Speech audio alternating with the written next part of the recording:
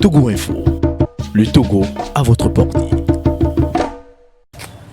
Et le port obligatoire, nous avons appelé plus tôt. Lorsqu'on a senti qu'il voudrait en arriver là, nous avons appelé plus tôt à travers une lettre adressée au comité de gestion du riposte, CNGR, pour leur suggérer de rendre le port du masque facultatif, compte tenu du fait que le masque ne nous confère qu'une protection virtuelle. Et cette protection virtuelle est irréelle et essentiellement trompeuse.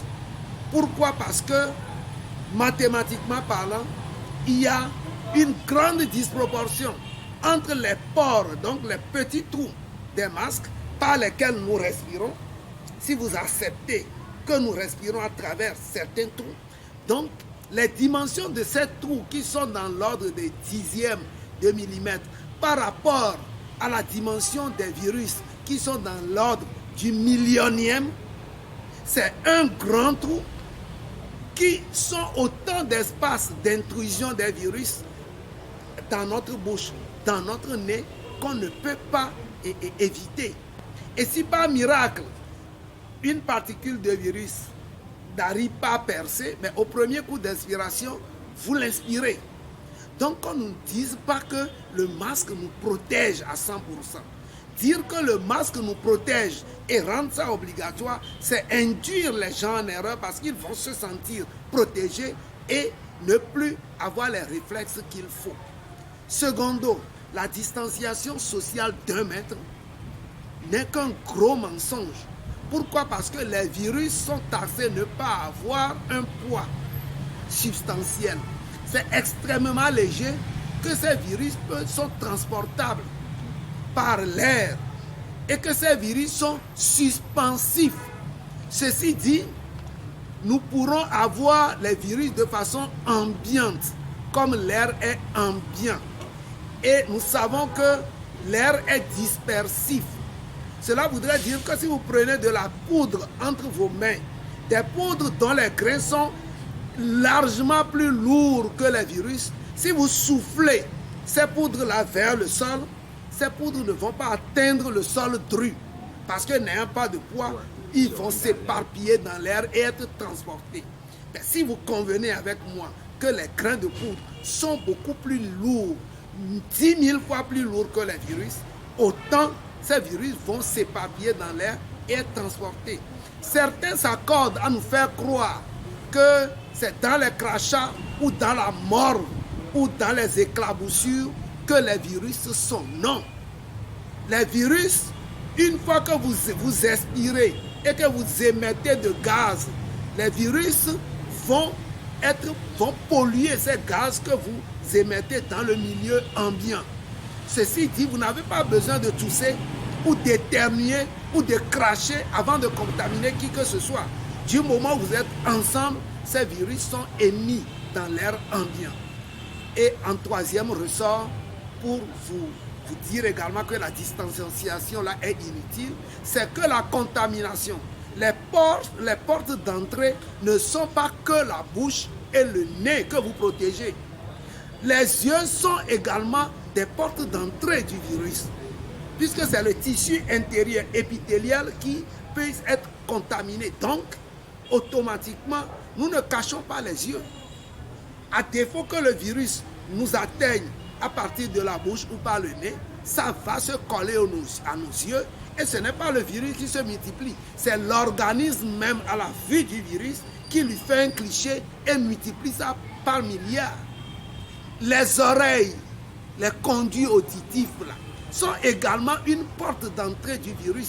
Mais on ne nous dit pas de boucher les oreilles. C'est pour cela que je vous dis, ces mesures de distanciation ou de port de masque ne sont qu'aléatoires.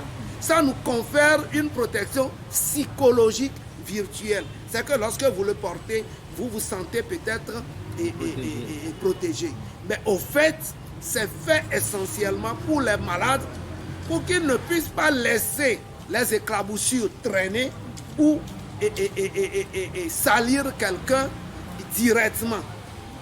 ou bien quelqu'un qui va en zone à risque, où un malade peut éternuer sur lui, donc c'est des éclaboussures. Mais ça n'empêche pas que des petites particules de virus puissent traîner dans l'air et puis frôler les autres. Et le lavage des mains?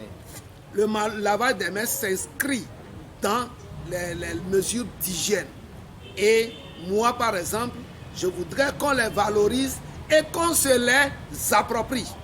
Lorsque c'est intimé comme une obligation, l'être humain ne se l'approprie pas. Mais de par la sensibilisation et la pratique, cela peut être approprié et s'installer comme pratique de tous les jours. Il n'y a pas que la main qu'il faut laver, il faut les soins corporels. Mais tenez bon, vous aurez pu bien laver vos mains, porter le masque et puis être très propre.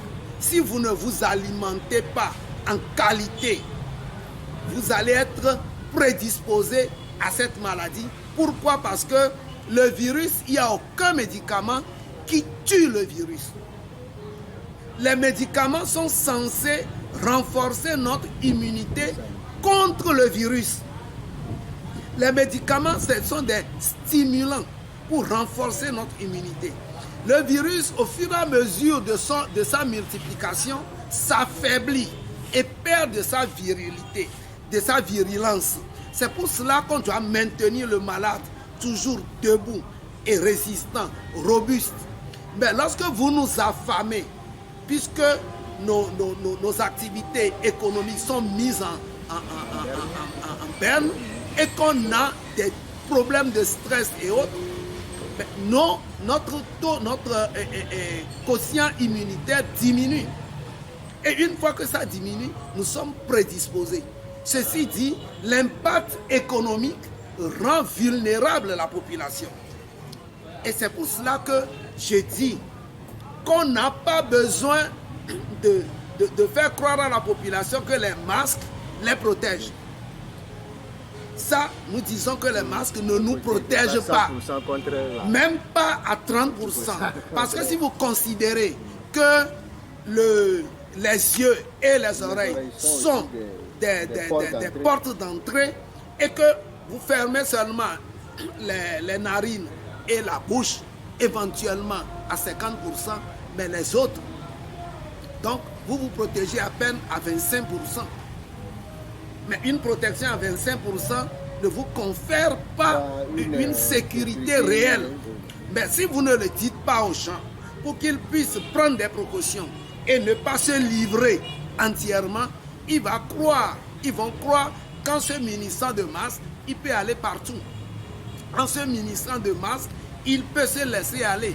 C'est pour cela que je sonne l'alerte, pour que les gens sachent que les masques peuvent être facultatifs. Mais il faut que nous fassions en sorte à renforcer notre immunité. Comment renforcer l'immunité? Il faut être dans un état d'âme qui sied. L'immunité est dynamique et elle est rapidement variable. Aujourd'hui, tu peux avoir une immunité très élevée. Demain, l'immunité peut être très basse. Compte tenu de ton état d'âme. Dès que tu es anxieux, dès que tu es dans la désolation, tu es prédisposé. Et c'est cette désolation que je voudrais qu'on nous évite. Qu'on jette les masques, qu'on se frotte les uns contre les autres et qu'on soit très fort en termes d'immunité. Le virus peut rentrer, mais va être contré. Il y a une période critique que ce virus pourra se manifester, puis après, si le corps prend le dessus, il devient bénigne et vous confère même une immunité et caractéristique contre ce type de maladie. Donc, je dis que le palu, nous baignons dans le palu. Le palu est une maladie endémique. Mais on ne nous a jamais dit de nous cacher contre les moustiques qui sont les vecteurs du paludisme. Or, le palu tue 10 000 fois plus que le Covid. Et on nous prévoit 500 000 décès supplémentaires au palu pour l'Afrique cette année seule. Alors que le Covid, sur le plan mondial, n'a pas encore fait 500 000 décès. C'est pour cela que je suis alerté par rapport aux soins et l'acharnement qu'on fait montre par rapport à ce Covid qui n'a tué en 4 mois que 13 personnes. Et puis je dis, 13 morts en 4 mois ne font pas une épidémie. Qu'on ne nous dise pas que c'est de par leur anticipation ou par les mesures et autres que nous avons eu ce résultat. Parce que ce résultat n'est énoncé, n'est suivi. Les mesures ne sont énoncées et ne sont suivies que théoriquement. Dans nos marchés, nous voyons ce qui se passe. Dans nos maisons, nous voyons ce qui se passe. Dans nos villages. Si tel est que ces mesures-là peuvent faire quelque chose, mais c'est que nous serons tous contaminés.